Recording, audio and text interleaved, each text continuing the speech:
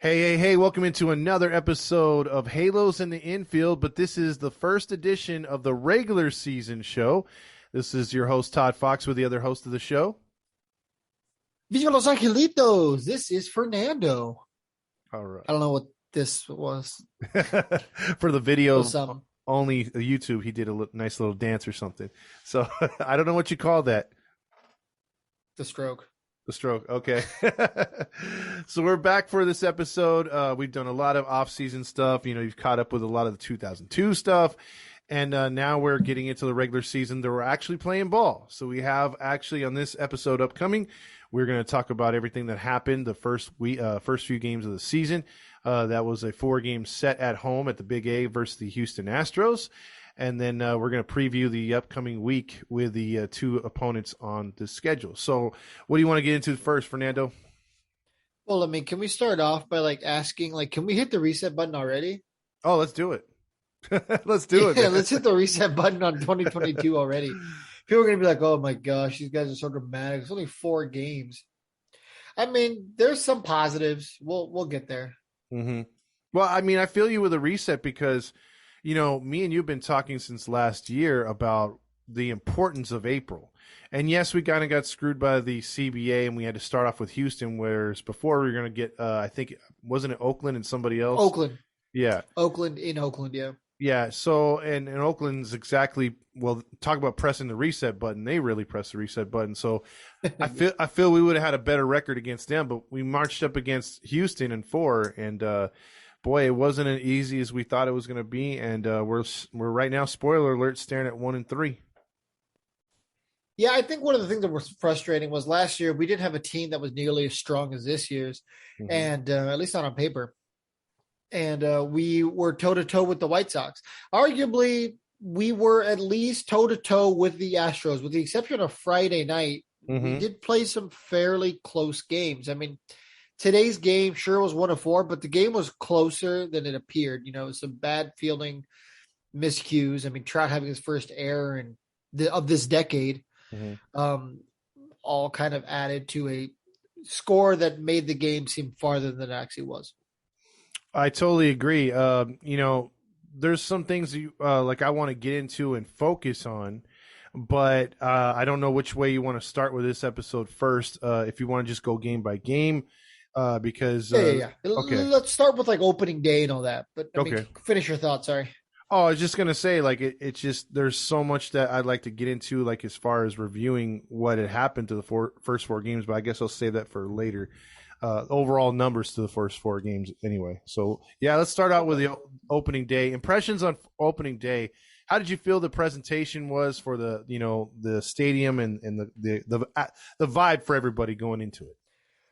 Well, I mean, I think this opening day was a little extra special for me. I mean, I missed opening day in 2019 because my fiance at the time and I had just moved out, so we were just kind of starting. And, obviously when you're first starting to live by yourself without either person's parents, there's a struggle. So we didn't have the money back then. And obviously I got my season tickets back in 2020. Pandemic happened 2021 because she's autoimmune. She has an autoimmune disorder. I wasn't able because we have to be super safe with COVID. So this was kind of the first year in 3 years that I got to go to opening day. So it's something that I did for, I think, 7 straight years prior to that. And man, there is nothing like opening day. And I know we talked about that already. Other sports try to replicate it, by their first game. But, a first football game, a first basketball game, it is what it is. Sure, people are excited, but man, opening day just has something different. Opening day is simply built different. The expectations are different. I think the beauty of the grass and, the smells of the stadium are just different. Mm-hmm. Yeah, and you summed it up great in that video you did about the hope, the hope of a new season, the hope of your team making it finally to the goals that they've aspired to as fans we want to see. So that was a great video, and you summed it up good right there. I mean, we all went into that game, with the tailgating and everything else like that. The anticipation of a good season because, like you said, it's different from last season. We have a rotation. We have a bullpen. And we have a formidable lineup on paper. Do we? Well, yeah, we'll get to that as we roll along. But that game 1, game one going into wait. But before we get to that, the game, I mean, we got to talk a little bit about the fanfare of opening day. I didn't go to the tailgate. You know, I had some other stuff I had to do. Tell the fans about the tailgate, man. The tailgate was good. It's like the second or third year in a row outside the pandemic that it was mariachi filled. There must have been like 5 mariachi bands under the halo. So it's a different vibe. Why so many mariachis? I have no idea. But the one that we were by was not nearly as good as a small intimate mariachi band because there was like 40 guys in one band, and you're like, man, these guys, you can't understand it. Damn thing they're saying, or like it sounded like they were all practicing, like a SpongeBob episode, you know, like with Squidward. It just didn't make sense. They were just playing all at different rhythms. And then there was one that sounded professional, and I'm like, hey, can we switch places? Can we put you guys by us? But the one that was playing by us was like, if we play loud enough, it will mask how bad we really are, just like the SpongeBob episode, and it worked because some people were like, can we do that as a team lately? Yeah. Maybe over the last couple of years, the last couple of seasons. But that's what they needed to do last year. Just play louder. Yeah. Grunt as you swing. The pitchers, like, if they have a heavy grunt when they release the pitch, it's gonna break harder. Or have sound effects once when they do things. But like they did in 2020, and it worked. Yeah, pumping the fake crowd noise. But no, this one was the vibe was good. Everyone seemed very upbeat. We got into the stadium for the first time in a long time. Everyone was in their seat. I can't tell you how good I forget the gentleman's name. I wanted to remember it, but his rendition, because he gave one at the Pond too a couple of weeks before at a Ducks game. Oh yes. Yeah, his national anthem was amazing. I mean, that was probably one of the best, if not the best, I've ever heard.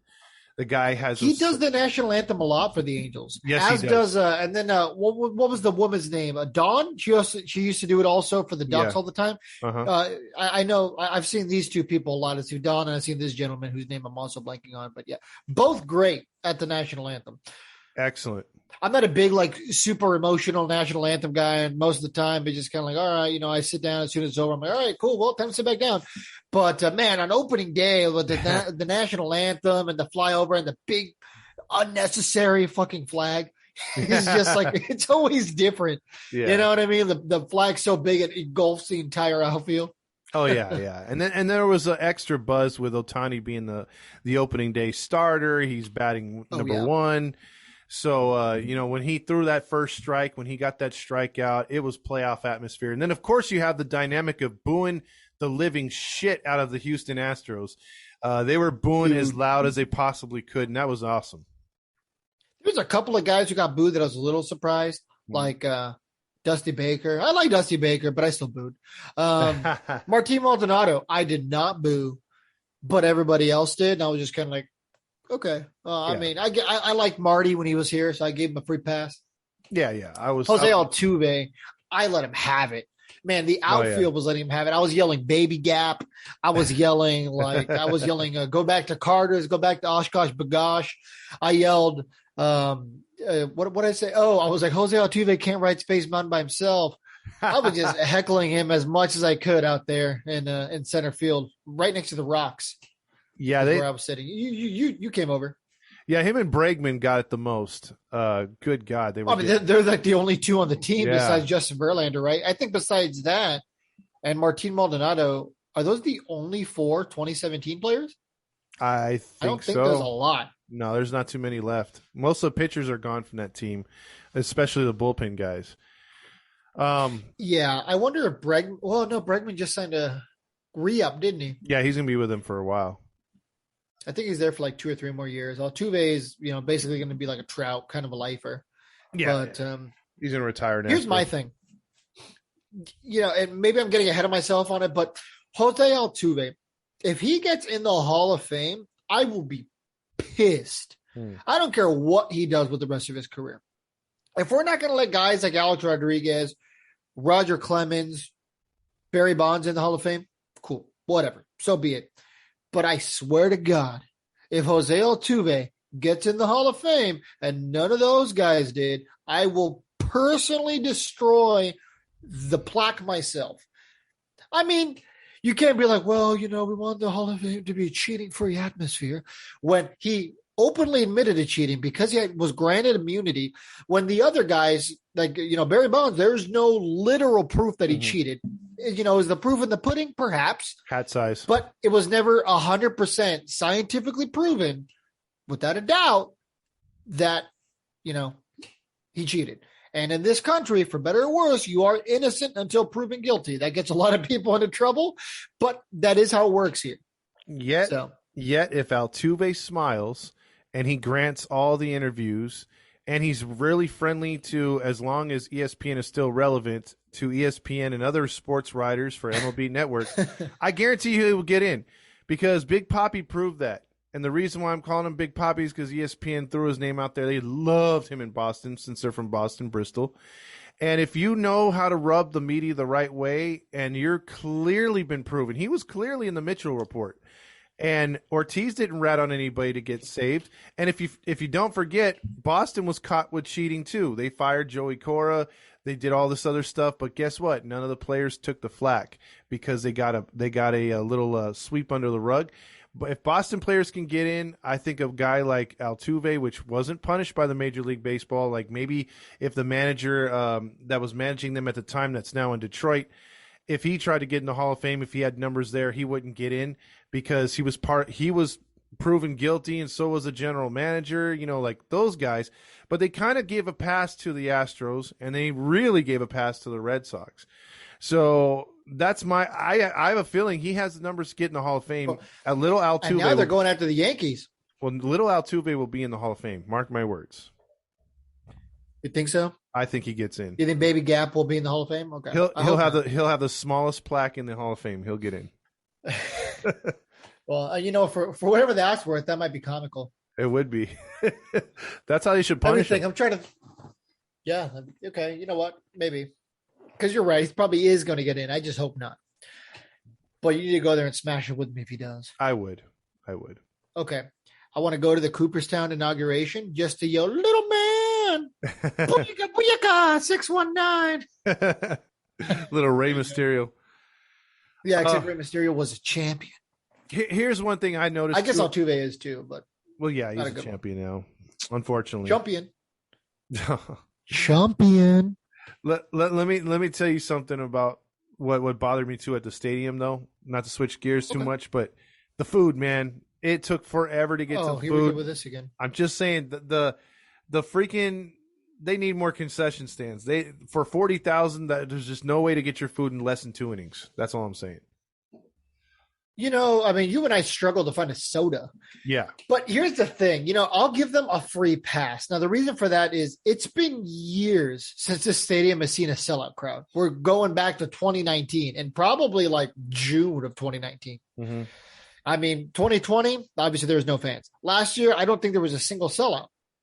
Yeah, because remember they had the COVID restrictions, and then around July when they played the Tigers, they did like reopening day, and by then the team was just kind of out of it. Coincidentally, that's when we started this page, and for us, it was really, really hard to get our footing because people were just kind of out. People were like, "Whatever, man, the Angels are trash this year." Trout's out. Ohtani's cool. Ohtani was good, but Rendon was out, so the interest was just kind of gone. And it was like that in the stands too. So I don't think the workers and the employees there were really used to the crowd amount, because you can't say there wasn't enough people working the concessions. Every stand had like 5 people there. Mm-hmm. I just don't think they had enough because everyone, and then you got a couple of two with the fact that it was hot as hell. It was humid. Me and you were like, look, we want to give up on finding a drink, but we're too damn thirsty to give up. We need something. Yeah, there was no giving up on a drink, man. I would have passed out. You would have walked around my lifeless body. Is that Fernando? I was ready to go to the water faucet at some point, dude. I was freaking thirsty, dude. But I just go to the rocks. There you go. Put my face in the fountain. See, and Artie was saving money right there too. He didn't turn on the fountains, man. He's like, hell no, water. He did for the beginning. Oh, he did. I didn't see the water on at all, dude. But then again, we didn't hit no home runs or nothing either. So, this isn't the old days where the rocks used to shoot out water. Now they just shoot out the fire. Oh yeah, the flames. Yeah, that's right. Fire's cheaper than water. Everybody knows that. Use the propane. # drought. Yeah. Oh man. So, Yeah, I mean everything Real leading quick, up did to. you eat at the stadium or did you just tailgate outside? Like, Well, I or did you try into the new food inside? I was trying to get to food, but I tailgated so Okay. much. I'm kind of glad I didn't. I would have overstuffed myself. Okay. Hmm. Big A burger still holds up. I had like a bite from my kids' Big A burger. That's like one of my favorite ballpark cheeseburgers. If any of you guys have never tried Big A burger, imagine In and Out if it was actually meant for adults and not children. Mm. So you get the potato bun. You still get the delicious meat, the cheese. They still have animal style, except they're like adult size portions. Mm. Nothing's worse than going In and Out and having to be like, can I get a 3x3 or a 4x4? Because you get the double, and it's like, what is this? A kid's meal? Yeah, The yeah. burgers are so little. I feel you, man. So I mean, yeah, and then okay. okay, no, you finish. No, you were. I interrupted you. My bad. No, you just go, Todd. Jeez. Okay. I was just gonna say, if anything, they should have added another Big A burger there. One's They have two. there is. I thought there was only one. Yeah, so there's the one on the 200, and then there's the one down below on the 100 section near the New Era store. Oh shit. Okay. Did not know that. Yeah. The one next to the New Era store was the OG, and then they built the one where the Change Up Kitchen used to be. I was a big fan of the Change Up Kitchen. I was sad they got rid of it. They could probably, if they wanted to, add a couple more spots in the outfield. Where they used to have Erstad's like beat his run time, or they have an area where you can play catch right there. I think they really should put a couple more stands out there because they do have. Yeah, like the woke resorts people are now. We're like, oh hey, would you like free tickets to Knott's Berry Farm? I would just be like, no, I'm not 25. Yeah, but I mean, it doesn't work anymore. Now I'm very clearly over 25. I told the lady, I'm like, sorry, I'm not 25, but she just kind of looked at me. So, sir, you have a full beard and you have like a 7-year-old child. I'm like, I'm 22. I just turned 21. Yeah, right. But no, it was a good atmosphere leading up to first pitch, basically. Absolutely. Other than all the stuff we just complained about. Yeah. But the thing was, the Angels got off to a good start, strong. Like as far as pitching, Ohtani, he gave up a run. What it was in the third inning? It was barely 1-0. Yep.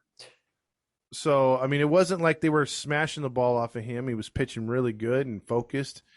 But one thing I'm going to complain, it's going to be a reoccurring theme in each of these first 4 games, and we said it since preseason when he first announced it. What the flying F is going on with Ohtani leadoff and Trout second, and then the lineup is just mix and match, and let's change it up every night. What are your thoughts on that lineup? Because we've heard my thoughts. There needs to be some consistency in the lineup. It's tough for these guys to get their footing when you're batting somewhere different every single. Yeah, and think about this as if you're in the bullpen, you equate that to a bullpen. You take an 8th inning guy and say, hey, you know what? Like Myers, we're going to have you pitch the 5th inning or long relief. It's like, no, he had that mentality to be a setup guy. Ohtani has been, and look what he's struggled since. He struggles every time they demote him, Myers. And then Ohtani's been a 3-4 hitter since probably Little League because he's probably been the best player wherever he's played. And now you're asking him to do something and have another mentality of, hey, don't just start this season or don't just go up there swinging for home runs and doubles and stuff like that. Just try to work a walk or this and that. And it's like he doesn't have that mentality. And he has a launch angle right now as it is. So that's not good. You're not going to be productive there. I mean, you need. Or as our old friend Courtney would say, the machismo. Yeah, you got the machismo going, and I think it was Sonia that brought it up, or no, it was Ace. Ace brought it up today in the post game. She said, "Do you remember Maddon's?" I love her insight. Oh yeah, she has great insight. She said the last year of Maddon's with the Cub, his runs with the Cubs, he took Rizzo and let him off, and Rizzo's numbers went in the straight trash. So, are we seeing that again? Last season of Joe, and he's going with, hey, let's take our best hitter, lead him off? Yeah, let's hope we can say no, Joe, because I don't know what's up with him. I don't know if he's hitting the peyote a little too hard. I don't know if he's, getting some of that good kush down in Santa Ana or whatever, some of that sticky, icky, but he's got to figure it out, man. I mean, there's just some guys who just shouldn't be batting leadoff. Call me old school if you want, but I like my fastest guy who's going to have a good at bat batting leadoff. I don't care if you're like a 220 hitting leadoff guy. If you have an on-base percentage in like the 380s, perfect. Mm-hmm. You can lead off. And if you're fast. So as of right now, I would probably either put Marsh or Tyler Wade as my leadoff guy. Both of those guys will give me a good at-bat. They might not be batting 300, and that's okay. But they're not going to go up there and swing at the first pitch. They'll go up there. They'll find their pitch. If it is a good first pitch to swing at, they'll take advantage. And if not, they'll work the count.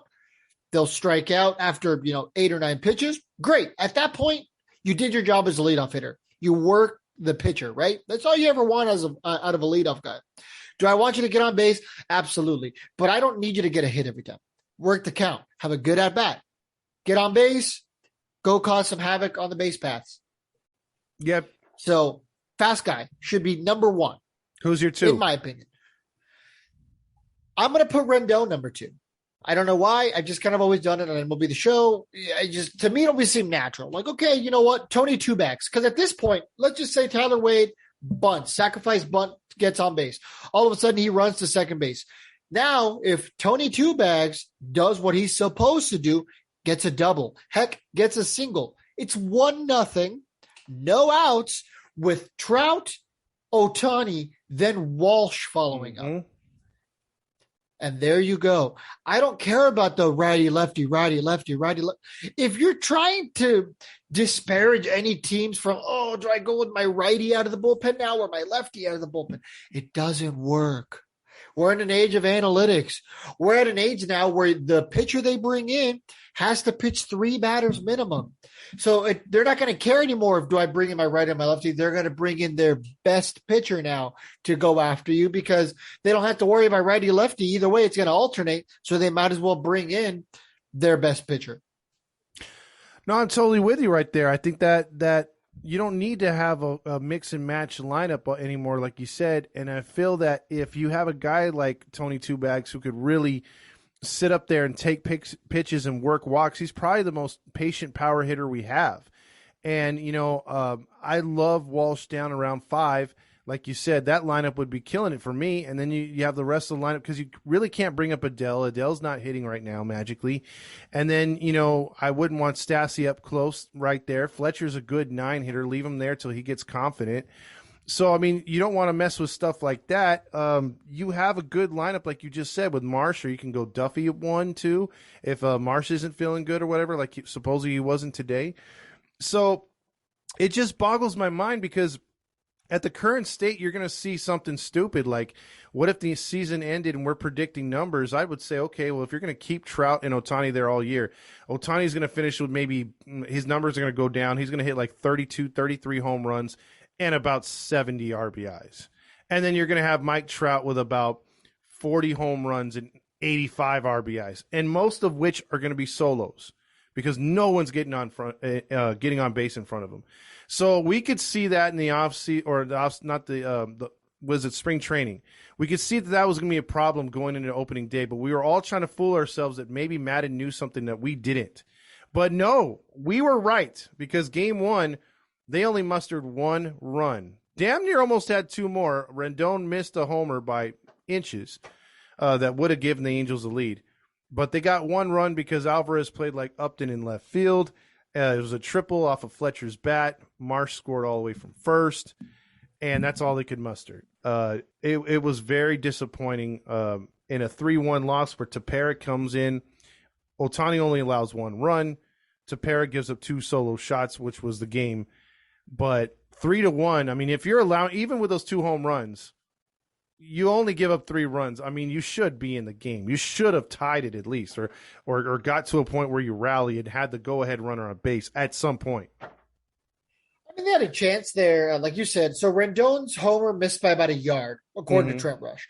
I was in right field, didn't look nearly as close from my angle, but he was up in the booth. You were in left field, so you had a good vantage point. You said you thought it was a homer. Yeah, I thought it was gone. Another thing I want to talk about, Joe Adele's missed catch there in left field. Oh, yeah. So a lot of people were posting the Bally Sports West angle, which, obviously makes sense. That's what everybody at home was saying.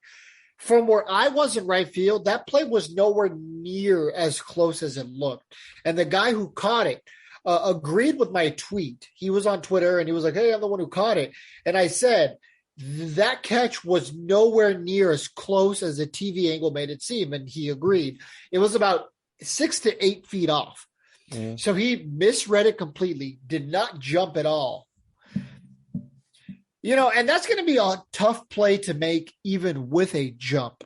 Mm-hmm. But the fact that he would just misread it so badly, I mean, I want to give Joe Adell some time. The season just started, but I don't know, man. He's making it look really rough out there. A baseball bat? Get this guy a willow. If you don't know what a willow is, it's what cricket players use. That's what this guy needs right now. You know, all the love in the world to Joe Adell. He's in the show. I'm not. I'm just here because for whatever goddamn reason, you know, hundreds to thousands of people tune in a week to listen to what us buffoons have to say about baseball, which we appreciate, by the way. Mm-hmm. But what I'm saying is his swings are off. He's striking out like he's Cody Bellinger. He is. And I was telling my dad, because on the broadcast, he was watching with me. He's like, "Hey, he can't hit a slider right now, and they keep throwing him sliders." I'm like, yeah, he's got to mentally look at the, you know, or Paul Sereno, I go, one of our hitting instructors, I've seen other teams do it. They'll go over and they'll say, after 2 bad at bats or whatever, and they'll say, "Hey, it's time to change up your approach to the plate." You know, if you see a pitch that's kind of moving at the middle portion of the plate, you know they've been throwing you sliders in the outside corner, chances are it's going to break to the outside corner again. But if you see a pitch on the inner half, it's going to break out over the plate, then that's when you want to adjust your swing. No, we don't have hitting instructors a third smart as the other hitting instructors on other teams. They are not progressive enough to go and change up the flow. For whatever reason, the Angels just say, "Hey, we have a agenda and we have a plan of attack for today, and we're sticking to it." There is no in-game adjustments, and I wish our hitting instructors would have the balls to make some in-game instructions to these players to help them make the adjustments to better help the team win. It just looks like they have the same approach up there and don't change even in the most craziest circumstances. So I saw a lot of that from Adell. He cannot hit a slider. He keeps chasing the ones off the plate, and he's looking miserable at the plate right now. Let me ask you this. If you do that, does that leave time for nachos? See, that's the problem. He's kind of weighing it in his head. He's like, nachos or doing my job? Nachos. It's nacho job. There you go. He's like, "It's not my job. I'm gonna eat these nachos." And then everyone's like, "Okay, well, fine. If Sereno doesn't want to help us, where's Jeremy?" He's probably in right field. He's all spinning, trying to flick the Pokemon ball. He's like, "I'm gonna reclaim this gym.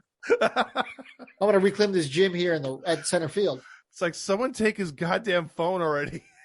But man, right. He's playing it on some like 12-year-old Android. Yeah, I mean, it's not even a new one. It's like the Galaxy S3. Yeah, there you go. It's got like a cracked screen on it. Paul thought it was a nacho chip. It's just got a bite mark on it. Oh my God, good times. That's pretty bad when we're railing him 4 games into the season, but yeah, I mean his almost overreactions is what we do. Absolutely. Like I said, what we like to do here is we like to take the overall feeling that the fans are feeling and project it for them. Mm-hmm. Mm-hmm. And you know, that game was frustrating because you had the crowd just wanting to blow up at any point. And you know, it just seemed like too the calls were all against us all night. So there was, you know, even at the end, the 9th inning, where everyone kind of stood there for a minute because it said play is under review, and we're like, well, maybe they get another chance. Yeah, the last out there. Yeah, nope. Dude, some of the worst umpiring I've ever seen. I don't know who the first base umpire was that day, but man, oh man, was that guy just – he was on his knees the whole game because he was just blowing the game. Oh, yeah. He was a Monica Lewinsky of baseball. Yes, that's what you guys like to call it. So, absolutely.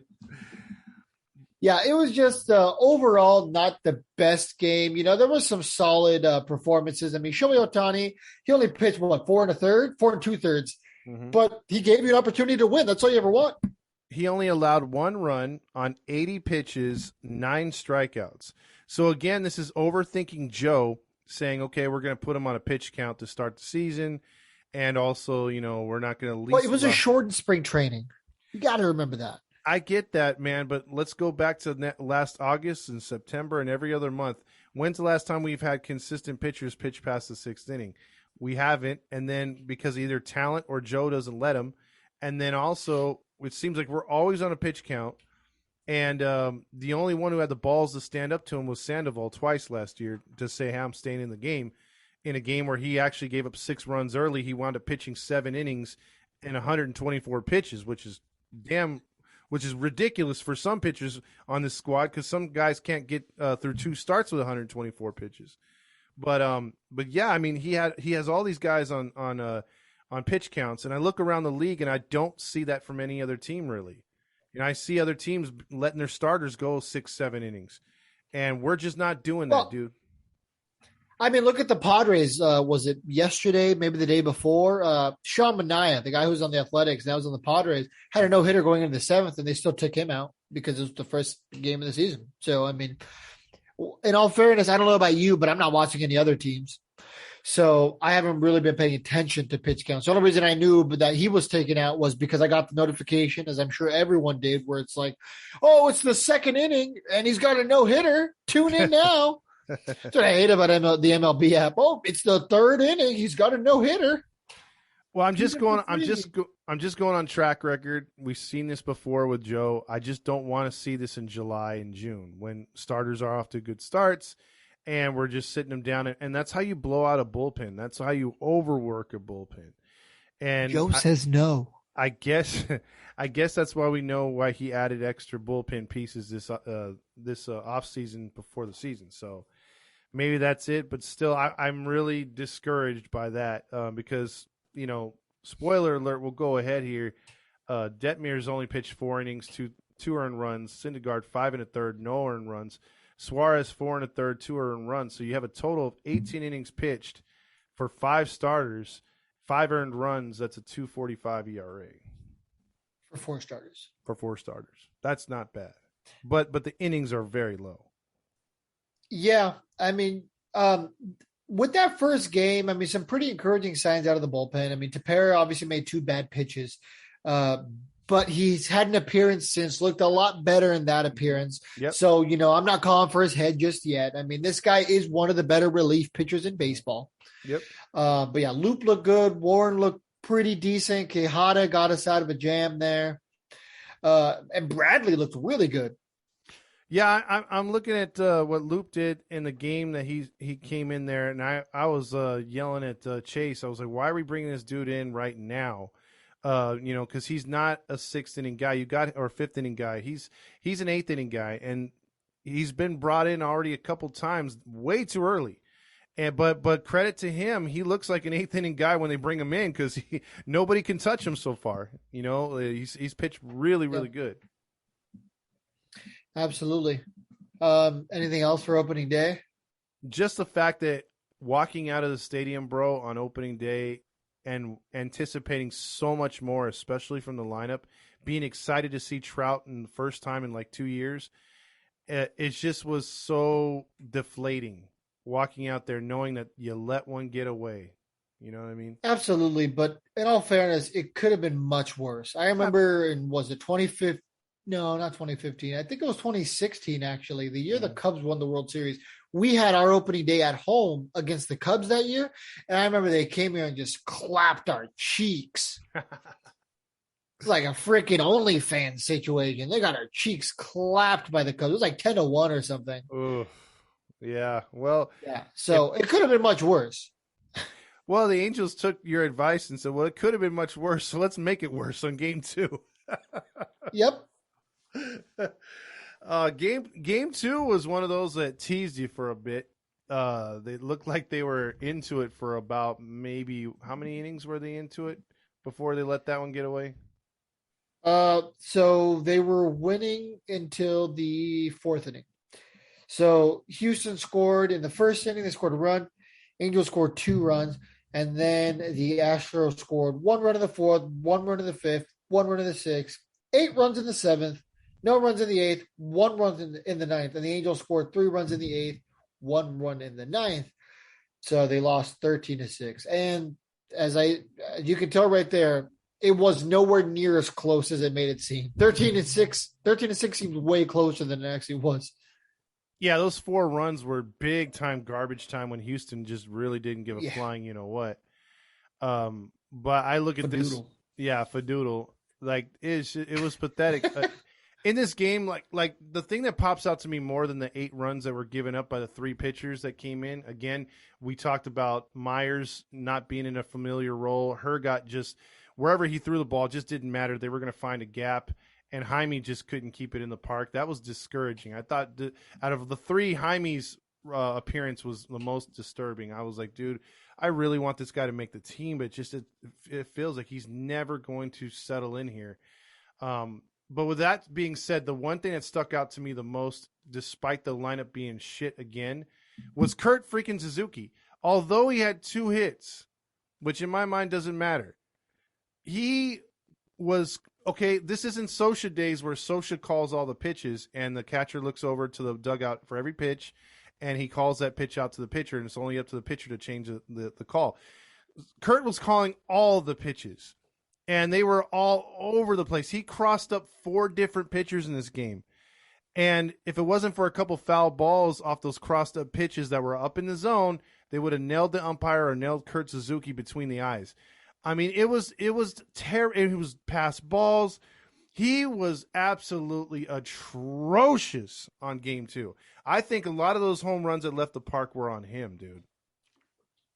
Did you give him the Nacho Night player that on Friday night? Yes, I did. Okay. It was Nacho Night, Kurt Suzuki. He was numero uno for Nacho Night. Oh, yeah, you didn't do an opening day Nacho Night. Exactly. Who would you have given it to on opening day? I would have given it to Joe Maddon. I think so, too. Joe Maddon, it is Nacho Night. He's going to win a lot of those if he keeps this lineup going and utilization of the catching and bullpen, because I'm telling you, I would have started Suzuki today, and I would have made Stassi play the first 3 games. That is, I don't care. Yeah, I would have, too. I understand the day game, you have to have Suzuki play. That's literally all you have a backup catcher for, right? Play day games, realistically. Yeah, exactly. Well, that's how it's supposed to be. But, exactly. So, I understood he had to pitch today, get it. Yeah. I just can't fathom why on earth they brought him back. There was other options out there. Hell, Matt Dice even. He is an option. I think you did. I wanted Stephen Vogt. Hell, Williams Astudillo. None of these guys are great. Austin Hedges. None of these guys are great. But they are all better than Kurt Suzuki. Kurt Suzuki is like that annoying uncle who always tries getting you like sit on his lap because he's thinks he's cool. He's like, hey, come on, man. How's school going? My brother graduated 6 years ago. Oh, okay. Yeah, Kurt Suzuki's just kind of that uncle who's just kind of always there, always tried bothering you. He always thought you guys were super cool. Yeah. And you're just no. Their birthday shows up on your Facebook and you're just I'm not gonna wish him a happy birthday, but should I unfriend him today? He probably won't notice. Well, he will notice if he's into you like that. But I all I'm saying about Kurt is I brought this up on the post game. I remember when the Angels had George Fabregas and Greg Myers. Greg Myers barely hit, he had Stassi numbers just below that.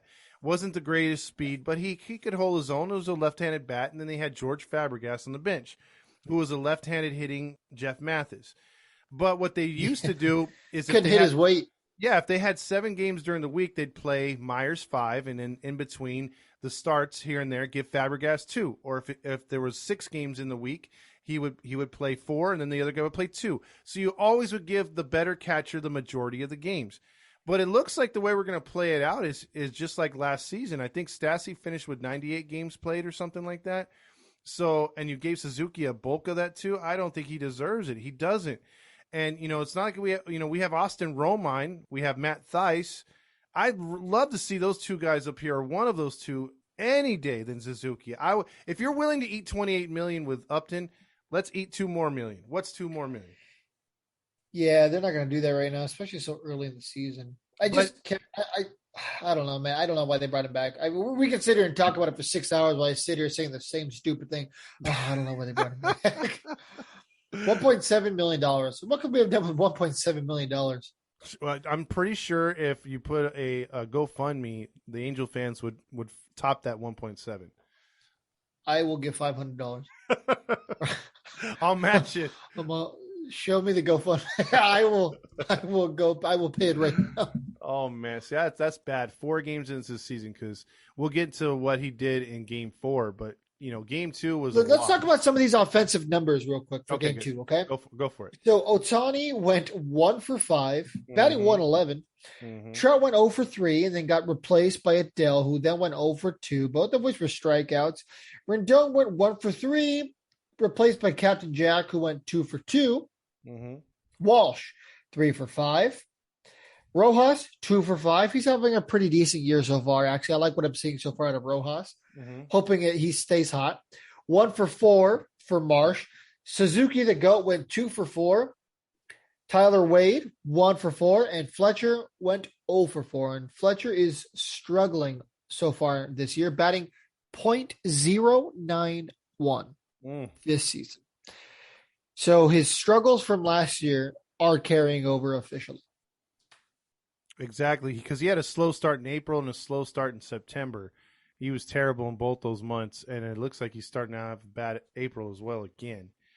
Yeah, I mean, Ohtani's batting 118 right now through 17 at bats. So, yeah, and he's elevated that double down the line. That's his only highlight so far.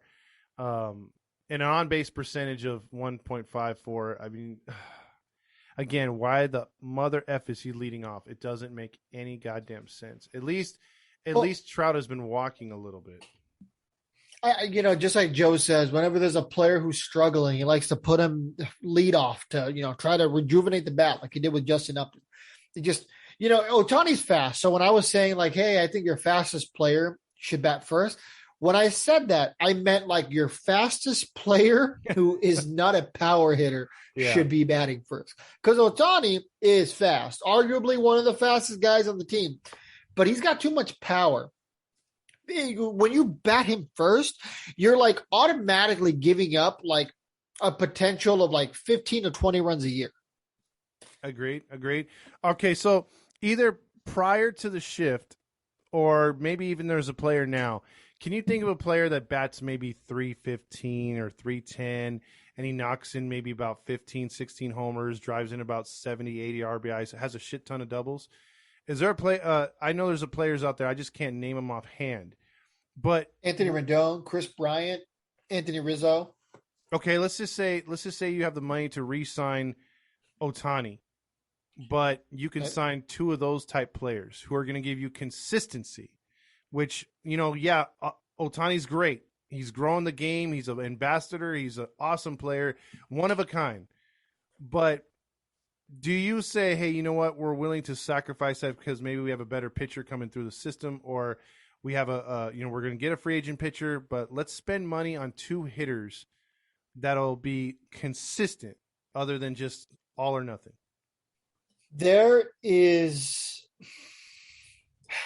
There's no easy way to answer this question. I'll say this. If Ohtani has a good year this season, I'm not going to say an MVP year, but a good year. We're talking, somebody asked me, a Japanese writer came over to me while I was in line for the gift shop on opening day. And he asked me, excuse me, sir, can I ask you a couple questions? I said, sure. He's like, how many home runs do you think Ohtani will hit? I told him 51. He was a good answer. Nobody has said 51. That seems like a good answer. And he's like, I probably would say the same thing. If I had to give an answer, I'd say 51 sounds good. And then he asked the guy behind me, he's like, 76. So I'm like, old dude. So, it's fine. He's probably still mad they closed Soup Plantation, but so am I. And then he asked me how many wins I think Ohtani would get. I told him 11. I think those are pretty realistic expectations. Mm-hmm. I think so too. But what I'm saying is if Ohtani could produce numbers like that, There is no way that Artie Moreno just lets him walk. Artie Moreno will offer him any amount of money. And the reason for that, when I was inside that gift shop looking for an opening day t-shirt, which, by the way, first time in my life that I have not gotten an opening day t-shirt. I don't know why they decided not to sell them this year, because they sell out every time. But anyway, I digress. Every single person in that John was holding a Shohei Ohtani something.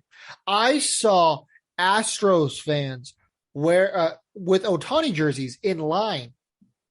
I saw a Dodger fan with an Ohtani jersey in line. Mm-hmm. There was a line of about 100 people waiting to buy something Shohei Ohtani. Dude, Artie Moreno makes enough money to pay for Ohtani's contract like 100-fold. I agree. But when it comes to winning and putting a team on the field, I think as Angel fans, Artie Moreno doesn't care about winning. Exactly. I think we're finally starting to realize as a fan base, having Trout and Ohtani is great. Having their, them being on major league posters in the East Coast because they're that phenomenal is great. But I'd rather see a team win. I'd rather have a no-name Atlanta Braves team in my backyard like the 2002 Angels win a World Series. And the Trout and Ohtani experience is great. Trust me, I would never love these guys to leave. But if it meant, hey, we're going to bring in guys who are going to bat, somewhere to those 2002 numbers, and they're going to help carry us, and we're going to have a consistent lineup, and we're going to score a lot of runs and be an exciting team to go along with this rotation and bullpen, I'd sell my soul right there. I'd sell Trout's soul and Ohtani's soul and be like, let's do it. Let's do it. I just do that. I don't know if you just voluntarily sell people's souls. This isn't, I don't know. We'd have to get possession of them first, but that's another story. But yeah, I really would like that. I'm over the fact of, hey, we have a nice looking team. I want a team. I'll sell James's soul. How about that? There you go. But he'll be like, I don't know how much you can get for my soul. We can sacrifice Roger. Roger's already sacrificed himself. Yeah, right. He's on the dark He's side. like, well, I sacrificed myself for John Stamos. I would sacrifice my life for John. I love John. John, I love you so much. He always talks about well, I can get John Stamos on the show. I don't know. I made a mistake of listening to the Roger Lodge show this week for the first time in years. I kind of got to the point where I'm caught up on all my podcasts, and I'm just kind of what do I listen to now? Because I don't like music. You know that. Mm-hmm. People are gonna be like, "What? You don't like music?" But I don't. So, I put on the Roger Lodge show, and I'm just like, God, dude. He brought up John Stamos 4 minutes in my drive on.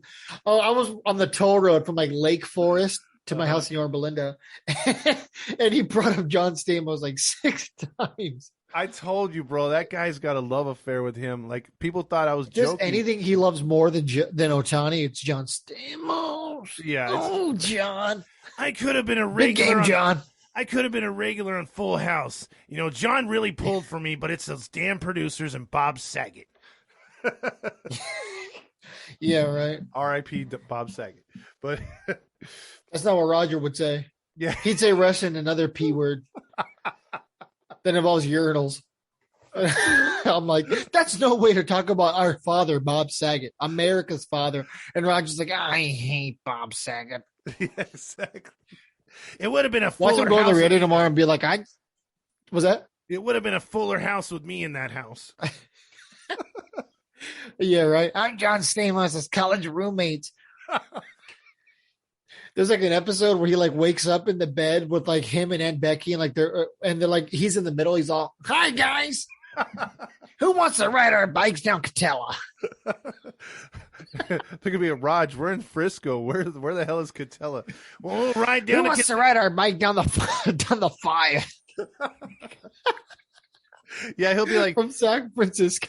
He was probably pitching himself to the producers I can be the creepy old uncle. And they're going to be we already got one, the Canadian one.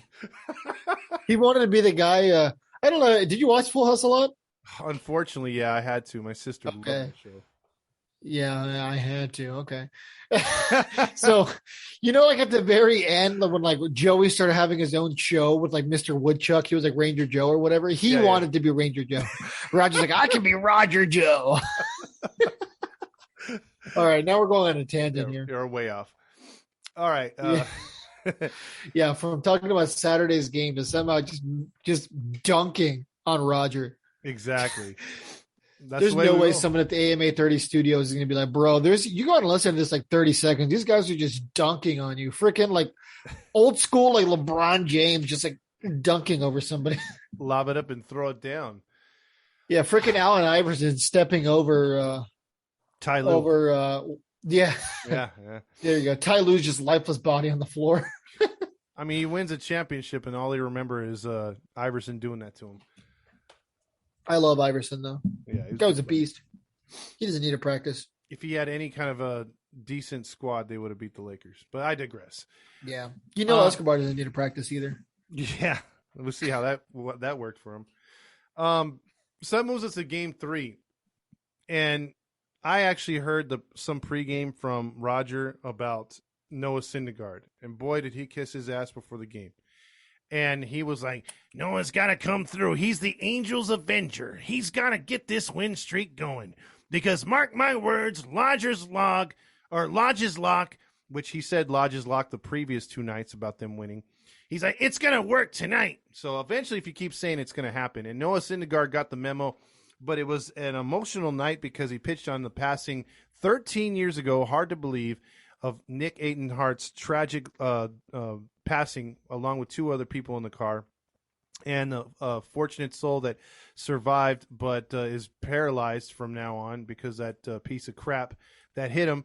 But yeah, Nick Eatonhart passing away 13 years prior. He asked for the number. He got the blessing from the team and the family, and in his honor pitched a hell of a game. I mean, he only pitched 5 1/3, again, only 80 pitches thrown. But he looked like he could have pitched 3 more innings. He was dominant, and the Angels did little or no offense, but he held them in check. A 2-hit shutout of the Houston Astros. No, are you okay? Yeah, I was chewing a cough drop and reading here. Yeah, Noah Syndergaard looked sharp. He looked good. Not much to say on this game. It was a well-pitched game all around. The bullpen got the job done. El Rey Raisel Iglesias got his first save of the season, his first save of his new contract, where he will be in Anaheim for the next 3 seasons. Well, 4 seasons if you include this year, but after this year, 3 seasons. But Thor looked good. Best starting pitcher of the weekend, obviously, right? Because he's the only one who got to win. Yeah. Loop looked good. Tepera did fine. 1.2 innings, didn't give up any runs, didn't give up any hits. Yeah. I mean, he like you said earlier, Tepera rectified himself, had a great night. Loop looked amazing. And Iglesias looked, I think, the best out of everybody. He only threw 8 pitches and got 1 strikeout and 2 easy outs. If you blinked, the inning was over. That's how fast he worked. Yeah, the best part will be when he starts pitching like 6 innings. Yeah, we'll see. Gets super burned out. Well, hopefully it doesn't happen, but that was about as clean of an Angels win as you could have. And it was a stark contrast from the night before, losing 13-6. So the Angels got off the schneid yesterday, which was Saturday, and they went to 1-2, and that set up and real quick, go over their line. Trout got his first home run. Don't forget that. Yeah, I forgot about that. I was going to say, go over the lineup and what they did that night. What's that? I was going to say you want to go over the lineup. Yeah. All right. So Ohtani went 0 for 4. That was Todd's Roger Lodge impression for anybody who's like, why did he just finish? Yeah, that wasn't Fernando. Trout went Trout went 1 for 4. He possessed my body. Trout went 1 for 4 with a home run. The first time going on the season. Rendon went 0 for 2 and he walked twice. Raising his average to an impressive or lowering it to an impressive 111. Walsh 2 for 4. I believe he also went Mm-hmm. He did that was the first Angel home run of the year. Matt Duffy went 1 for 3 with a walk. Rojas 0 for 4. Stassi 0 for 3. Marsh 0 for 1 with 2 walks, and Tyler Wade 0 for 1 also, and Fletcher also went 0 for 1. Absolutely. Stassi called a great game. Thor had nothing but praise for him. And then Ohtani, bringing it back to Ohtani, he had a hat trick in strikeouts. So he had 3 strikeouts. Didn't quite get the golden sombrero, but he left 2 men on base. Rojas went 0 for 4, leaving 4 men on base. So the lineup again was a problem. The lineup again got mixed and matched at the bottom, and it's just there's no reason to get any kind of, or no way to get any kind of consistency when you're just switching them up left and right every night. So, yeah, Tony's another guy right now. A baseball bat, get this man a tennis racket. Mm-hmm. Something. So we finish that night. We go into the day game. Pitch a basketball up there. Give him some help. God, dude. He needs some milk. He needs some milk. Isn't he a sponsor for a milk product in Japan? I thought I saw him once. I mean, probably. Guys like everywhere over there. Yeah, he sponsors everything. You ain't lying. Guys like freaking BTS over here. You know what? If there wasn't a baseball fan and you saw him leaving with a posse from the airport, you probably would think he isn't BTS because he's a good-looking dude. Oof, that's racist. It's not a slight. I'm just saying he's a good-looking dude. That's racist. He has a lot of people that follow him, so you would think, hey, he's in a boy band. Just saying. Wrong. Just Whatever. saying. I went like my entire. Okay, I'm not gonna say entire life because they've only been around for a couple of years. I went a substantial amount of time without hearing a single BTS song, and they sneak it in like a Disney movie. For any of you guys that don't know, it's that new movie Turning Red. I think they play like the boy band depicted in the movie, and I'm just like, well, there you go, you ruined it for me, Disney. I had that feather in my cap. Thanks for ruining it. Yeah, I had to hear them because my daughter was obsessed with them in their heyday. So With BTS? yeah, so I had to hear that. Okay. I had to Which hear one, that. the older one or the younger one? I don't know. want to give up their names. There's like 50 of them, so I don't know which one they like. I couldn't tell if they were No, boys. I'm talking about your daughters. You don't have $50. Oh no! I thought you were talking about the band. My youngest one was obsessed with them. Yeah. Okay. Yeah. All right, that makes sense. Okay, I could see that because they've been around for like 5 years or so. Yeah. So between them, the tween audience, that makes sense. Yeah, between them and Twilight, my life was a living hell at times. So. Oh God, Twilight. Yeah, they were obsessed with Twilight. Good God. Yeah, that's fair. I mean, I dated a girl in high school who was like super obsessed with Twilight, so I get it. I get it. I had to watch one of those movies. Oh, dude, I tried. They forced me to, and I was out in the first like 20 minutes. Oh yeah, it happened to me with Harry Potter. I've never seen a single Harry Potter movie. Oh, the one thing I want to bring up, but we didn't bring up about the game 2. I'm with you on Harry Potter, by the way. On game 2, yeah, dude, we're turning into some other podcasts. Yeah, we sure going are. on tangents now. What do they call you on the streets? No, but game 2 was terrible. Was probably one of the worst broadcasts I've ever seen with Apple TV. They were god awful, dude. I mean, okay, so you did not like the Apple TV. I hated it. I think I told you another friend of the podcast who didn't like it. Uh-huh. I think you know what I'm talking about. Yes. And like he was just like, dude, this commentating is horrible. And I'm like, am I the only one who didn't think it was that bad? The one thing I loved about the Apple TV, I liked the layout. Mm-hmm. The layout was good, and I loved how on the bottom it had like the chances of getting a hit. I like that. That's cool. That was just different. I get that. I just didn't like the broadcasters. Hunter Pence doesn't know anything. He was talking about for an entire inning his Australian trip. They kept asking him questions, and then they kept asking the female, "Oh, how is softball compared to baseball?" And she was shooting it down like it's not the same thing. And they were like, "Yeah, but did your arm hurt like you were in the majors?" Like, I was never in the and like they kept pushing it, trying to make it equal. And I'm like, God, will you guys shut up? There's a game going on. Like if they were talking like that, she was the one who wasn't entertaining the idea. They're vastly different sports. Well, absolutely. And I was just hoping that if they're gonna do filler, do it when it was 13-2. If they're doing filler when it's 2-1 and it's a real close game, it's anybody's game. I'm like, come on, man. That was really pathetic of them, and they took mostly Houston's side the entire night, even when it was close. That was just my opinion. Yeah, that's normal though. Yeah, I saw Twitter, and they were blowing it up about how much they were loving Houston. So that was my final take on that one. Today's start, which was a Sunday afternoon, I think it was Urquidy versus Suarez. I don't even know how to say his name, Urquidy, but I didn't realize he had that good of stuff, dude. He was keeping the Angels off balance, but granted, we had another effed up lineup, so there's that. I did not get to watch today's game because I was playing mine. Some people might have noticed that for whatever reason, my I don't know if I call her my fiance or wife at this point because we have our marriage certificate, but we're getting married in July. Anyway, so whatever you want to call her. Went live on the Halos in the Infield Instagram for whatever reason while I'm like playing my game. I'm like, why did you take my phone to do that? Like, I don't know. It's baseball. But yeah, so I did not watch today's game, but obviously I have the gist of it. Captain Jack got everyone excited because he gave the Angels a pretty early lead. Yeah, it was 1-0. He had a homer early, and we're thinking, Suarez was cruising for a bit, and the Angels were looking good. The problem is, you get a good home run from Jack, and you're thinking, okay, that justifies his 4 spot. It doesn't. We had 2 more solo homers the other night. The Angels, they're not getting any guys on base, and when they do, they're stranding them with easy positions because Jack came up with a runner on later in the game and swung first pitch and popped out to second. So that's not what you want your 4-hole hitter to do. You want a Trout up there. You want Ohtani to intimidate. And look, difference between two teams that adjust on the fly.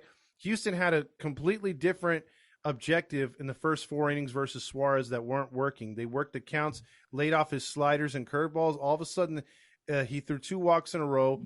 Our boy Suzuki dropped a ball, which allowed the runners to go to second and third. The very next pitch, Austin Warren threw when he relieved Suarez was hit by Bregman to right.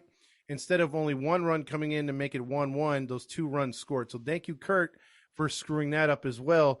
But the difference in this game was that and a couple runs that were scored late in the 8th. Pena killed us and from game 2 with the series, the Apple series where they were interviewing him, and he hits his first home run. He had 3 more hits today.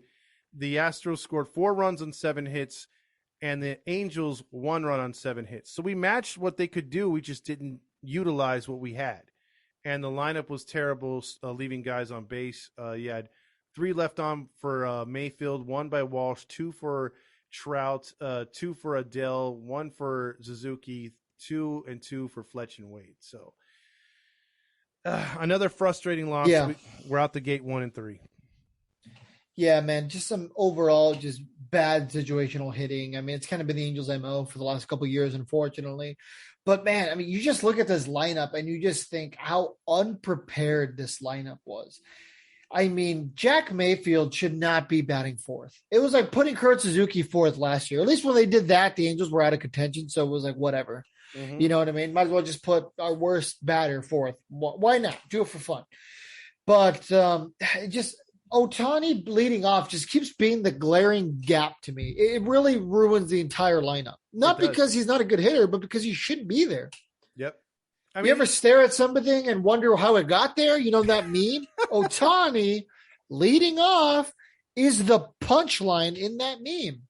It is, and 4 games in, it doesn't look like Maddon's going to change because in his press conference today, he said, "Oh, we hung with those guys." No, he didn't, and not really. I mean, if it wasn't for the pitching, your lineup. Look, I'm just going to read you off their lineup right here for the Houston Astros. Yeah, and Tiger Woods hung in there in the Masters. Yeah, exactly. With 13 over?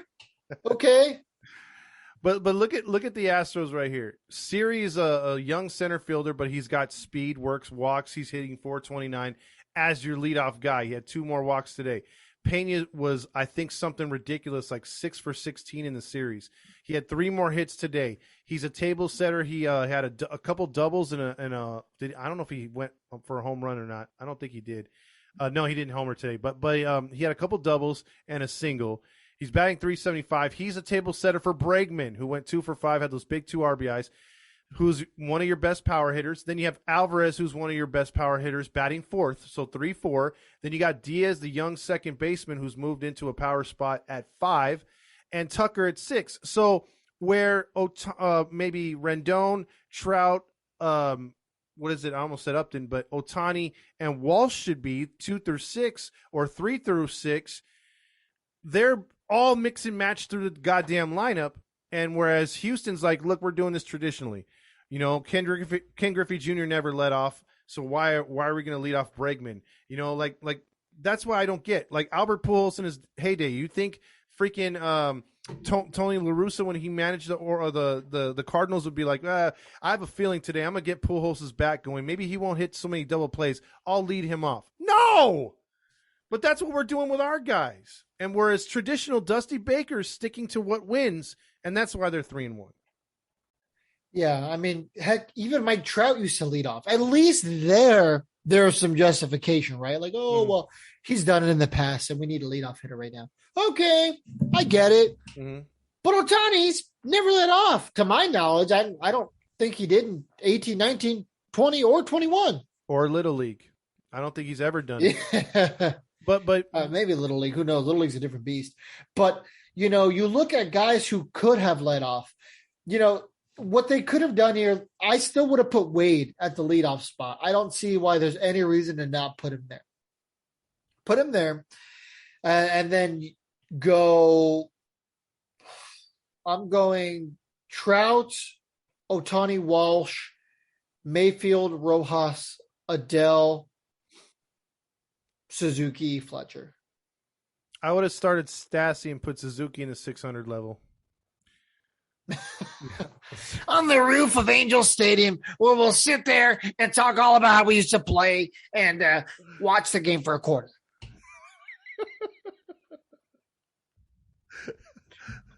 Or where we can have some scotch.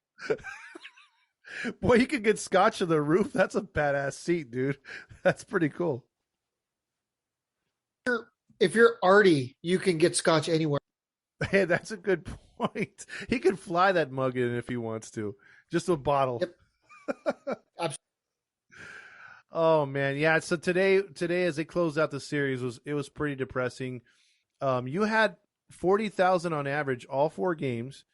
Today, even though like I didn't see 40,000 seats filled, but it looked pretty close to that. I think a lot of them was pre-sale and stuff like that. But you got a lot of kids there today. It would have been nice to have a getaway day win, and you couldn't get it done. Actually, it wasn't getaway. It was just a Sunday afternoon game. All right, so I guess we should talk about at least the Marlins series. Okay, let's jump into it real quick because I know we've already been on almost an hour already. But let's preview this series coming up. The next 2 actually. Well, we're recording on Tuesday, right? So we can talk about the Rangers. Oh, okay. Yeah. Let's do that then. Okay. So Marlins. So the Marlins are coming in here 1-2. Obviously, we're going into the series 1-3.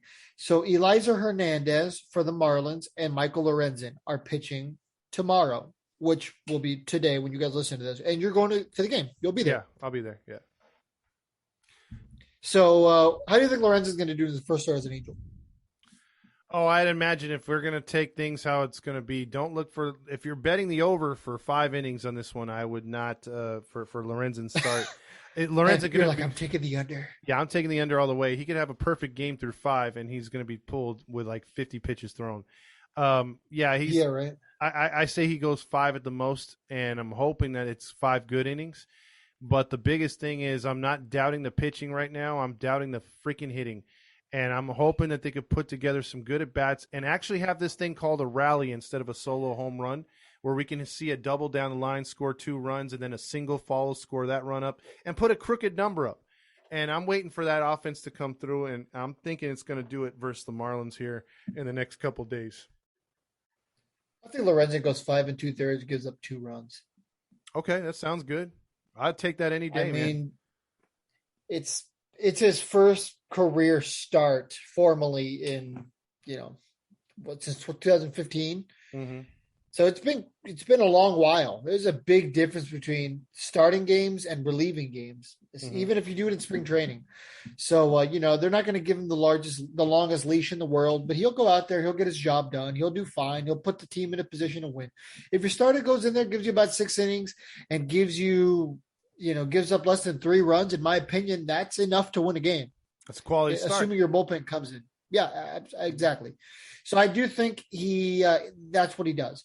So I think the Angels will win tomorrow, at least. They'll win 1 out of these 2 games. But I don't know, with Patrick Sandoval going the next day, we liked what we saw out of Sandoval last year before he got hurt. I just don't know how short his leash will be, because he is coming off an injury and soreness. I think kid gloves for him on Tuesday. I think that's a bullpen game. I think he goes 4 innings and then they turn it over to the bullpen. I think because of a short leash, or because he gets lit up like a firecracker? Oh no, because a short leash. So even if he surrenders 3 runs in 4 innings, 5 hits or whatever, or even less, I think they're still going to be like, okay, Jaime, you get in there and you throw a couple innings, Hergot, stuff like that, depending on what the score is. I think the Angels are going to even their record before they go on the Texas 2-step. I'm going to be optimistic. I'm going to be my inner Roger Lodge, and I'm going to say they're going to go out there and they're going to take 2 out of 2. And Lodge's lock, along with Todd Fox, are going to call this series an Angels victory. Okay. All right, man. Well, I'm holding you to your Lodge's lock. No. I take that back. I'm going to go stronger so that you believe me, Fernando, because the fans matter to me more than anything. I'm going to go with the Stamos lock of the week. Oh, okay. The Stamos lock. That's legit when that happens. And then when he has like a bad Lodge's lock, he's like, no, nothing to see here. Nothing to see here. Let's keep it moving. I never said that. Yeah. Sponsored by the Winery Restaurant and Wine Bar. People are like, no free ads, but there's no way the winery would ever sponsor us. So exactly. It's fine. I've eaten there. Subpar food. We can get Blockbuster Video, maybe. What? Yeah. There's only one left in Oregon, so we could probably get them to sponsor us somehow. Boom! Bang bang skeet skeet. No late fees. Blockbuster Video. Yeah, no late fees when you mention Halos in the infield. Maybe we can get Netflix to sponsor us, but like the old school Netflix, where they'd send the DVD to you. And you have to send it back the right way. There you go. All right. So you think the Angels will sweep the Marlins? I'm still going 1-1. So we'll be 2-4 going into Texas. And there's a very decent chance that I will be at one of those games in the Lone Star State. So we'll see what happens there. That's a big 4-game series. I hate to use big in April, but it is, because you want to clean up against the team. Because if you look at the rest of this month, 4 games with Texas, and then we have 3 more big ones against Houston. We got to show up better in Houston. And then we have what looks on paper to be an easy-ass homestand versus the Orioles and the Ohio team. So that's 6 games, right there. So before we have Ohio team. Yeah, I'm not going to give them any kind of credit this year. Lowest payroll. They don't care about their fans. Screw them. All right, fair enough. That Ohio team. Okay. And then, the White Sox ending the month. Yeah. I mean, it's a fairly easy month. Should be. A lot more to talk about in the future in terms of episodes. Mm-hmm. We were supposed to have Ty on today. He will be coming on probably later next week. Something came up with him, but he's always good to us. So I'm sure we'll be able to work some out. So for anyone who's like, oh, when's that going to happen? You guys asked us if we have questions. I did notate those, a lot of the questions you guys had, and I will be asking him those questions when he comes on here next week and talks about his journey back to the Angels. Exactly. And that's going to be a very good interview, because we want to hear his comments and commentary when it comes to the new rules for minor leaguers and all that other stuff, the things that they're going to provide, whether they are or not. So a lot of good things to get into. Yes, I'm definitely very interested to see how this is, the whole minor league lodging is going. Mm-hmm. Mm-hmm. So any other final thoughts on the first 4 games of the season? No, no. Real quick. So now that you've had a couple of days, and this is going to be a question of the day here, probably.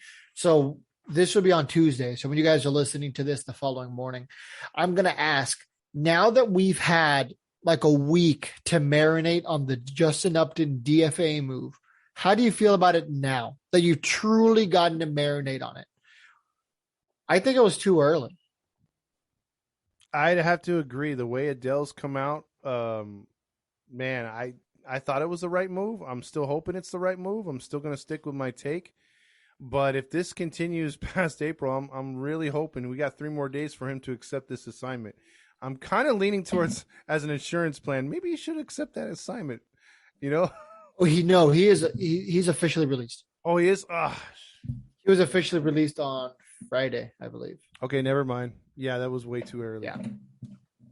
Yeah. So he's officially released. He's done. He's gonzo.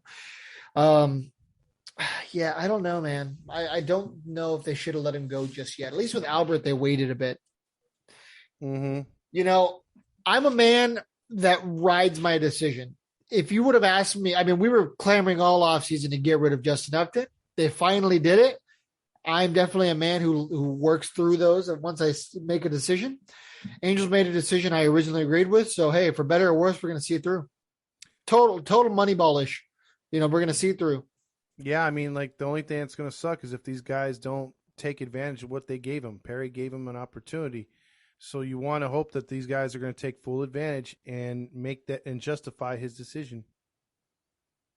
Yeah, I forgot what the context was, but somebody commented on our so a couple of days ago I asked the question, or it was like yesterday, Saturday. I asked who do you think is going to have the better season, Brandon Marsh or Joe Adele? Somebody commented on our Twitter account on the post and said, not the guy cosplaying as an outfielder in left field. Joking that Joe Adele is a cosplayer in left field. And I'm just like, man, like the fan base is turning on him very quickly. Yeah. Social media is not full of Joe Adele fans right now. I think the fans have a shorter leash on him than than Maddon has on our starting pitching. I swear, every time he messes up, it's like even on that when we posted about the catch he made today, they're all like, "Yeah, it was a lucky catch." Did you see what he did earlier in the game? Yeah, I mean, it was a bad read that he kind of had to correct, right? I mean, was it Randy who said that it was? Yeah. He was like, "Oh, it was a bad read." Yeah, and it was. But at the end of the day, he did make the catch. Does that make up for what he did earlier? Does that make up for the mistakes he's made in the bat? No.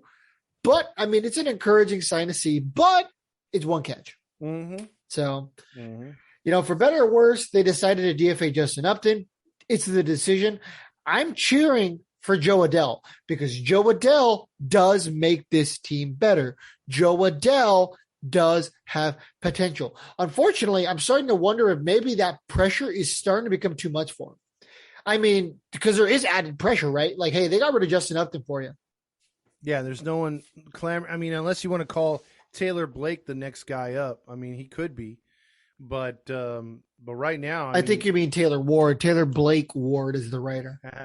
Well, I mean, maybe friend of the show. We love you, Taylor Blake. Maybe he writes himself into the lineup, but I think Taylor Ward could be a viable replacement if these guys don't hit. Mainly if Marsh doesn't start hitting again.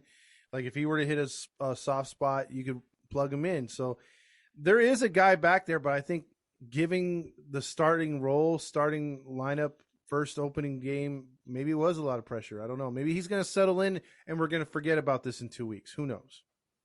I mean, we'll see, man. I mean, Taylor Ward has been a 4A player, and I hate to use that term, but the Angels have a lot of them right now. Mm-hmm. And I'm hoping some of them can start to, you know, shift the opposite way to becoming viable major league players. They don't have to be Mike Trouts, but they need to be serviceable major leaguers at some point. Yeah, and players like that like Jaime would be considered to me another guy like that. Like Berea? I would have been more inclined to trade these guys quicker instead of giving them yet another year. You could, because they still had a lot of potential, and maybe a change of scenery would work. So we'll just have to see moving forward. But like I said, it's not time to panic and everything else like that. But it is the first 4 games. You did lose to a divisional team. these losses aren't going to be there to help you during the regular season. I mean, these are going to hurt. You know, the ones that you lose to division are going to hurt. So we'll have to see what happens moving forward, for sure. So I think that's it for us here. The only thing I would say, just like I did on the post game, is leave us a 5-star review, please. That really helps us move up. And like we're prone to give away merchandise or jerseys or something to those who write something creative on the 5-star or just funny. It tickles our fancy. So keep that in mind. Leave your handle so we know who you are via Twitter or Twitch or Facebook or YouTube or Instagram, importantly. And we will get back to you on those because we do see those as well. Yeah, I'm sure we can chuck something your way. It might not be something big, but sign baseball from a player or something like that. Or sometimes Todd will give out a hat or a jersey. We can figure something out. Just make the review. Even if you didn't put your handle in there, just take a screenshot of it, send it to us in our Halos of the Infield, Instagram, Twitter, whatever. Sure, we can figure something out for you. Absolutely. So for everybody at Halos in the Infield, good starting first week. Let's keep it going. This is Todd Fox. And Fernando Mendez. Have a nice evening, night, day, or wherever you are.